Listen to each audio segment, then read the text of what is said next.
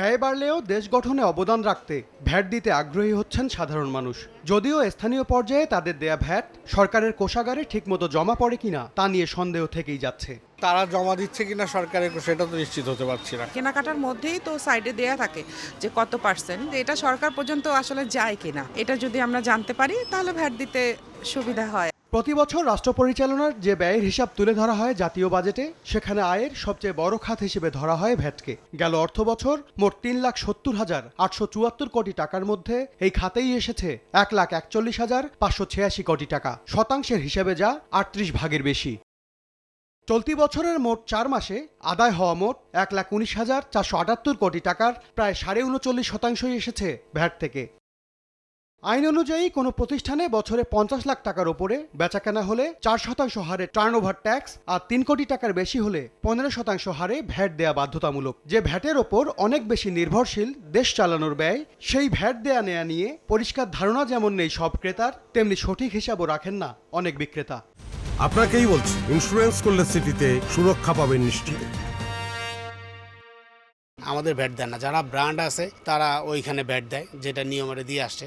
আমাদের নতুন করে ভ্যাট চাইলে ভ্যাট দেয় না কাস্টমার। ক্যাশে দিলে যা আসে ডিসকাউন্ট দিয়ে আমাদের সেভাবেই আমরা নিচ্ছি। আমাদের কোনো ব্যাটারি সিস্টেম নেই, আমরা যা কার্টন কিনে আনি, দেখা যায় গায়ে রেটে তো আছে, ওই রেট হিসাবে আমরা বিক্রি করি। আমরা শিওর না যেটা যাচ্ছে ঠিক জায়গায়, সরকারি জায়গায় জমা হচ্ছে নাকি। এই পরোক্ষ কর আদায়ে স্বচ্ছতা নিশ্চিতের উদ্যোগ বাস্তবায়নেও রয়েছে অনাগ্রহের স্পষ্ট ছাপ। ২০২৩ সাল থেকে ৫ বছরে ৩ লাখ ভ্যাট আদায় মেশিন ইএফডি স্থাপনের কথা থাকলেও ২ বছরে হয়েছে মাত্র ১৬,০০০। ভ্যাটের যে আদর্শ সিস্টেম সেটাতে আমরা থাকতে পারি নাই।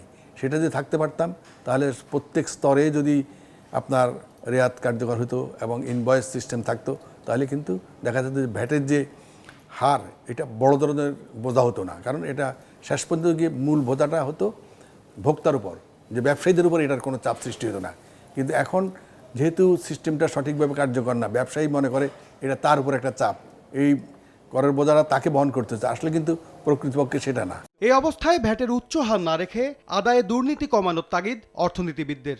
এটা আলটিমেটলি ভোক্তার উপরে যে পড়ে, সুতরাং এখানে একটা ন্যায্যতারও একটা বিষয় আছে। এই উচ্চ মাত্রায় না রেখে এটাকে যদি ইউনিফর্ম একটা নিচু মাত্রায় রাখা যায় তাহলে কালেকশন করতেও সুবিধা হবে, এবং এই যে আমরা ডিজিটালাইজ করতে পারছি না সেটারও একটা সুরাহা করা যাবে। যারা উৎপাদক তারা যারা নাকি শুধুমাত্র ভ্যালু এডিশন যেটা হচ্ছে সেইটার উপরেই তারা কেবলমাত্র ট্যাক্সটা দেন, এই সিস্টেমটা আমাদের দাঁড় করাতে হবে। এইটা এনবিআরেরও এখানে দায়িত্ব আছে, ট্যাক্স অফিসিয়ালদের। আবার অন্য দিক থেকে যারা নাকি উৎপাদক তাদেরও কিন্তু এখানে অ্যাওয়ারনেস রেজিং থেকে শুরু করে তারা যাতে আরও ভালোভাবে জানেন সেটাও আমাদের করতে হবে। এটা করা গেলে এই যে একটা বিশাল অঙ্কের একটা রাজস্ব আমরা এখান থেকে পাই, বাট আবার একটা বিশাল অঙ্ক এখান থেকে আবার লিকেজও হয়ে যায়, সেটাও আমরা দূর করতে পারবো।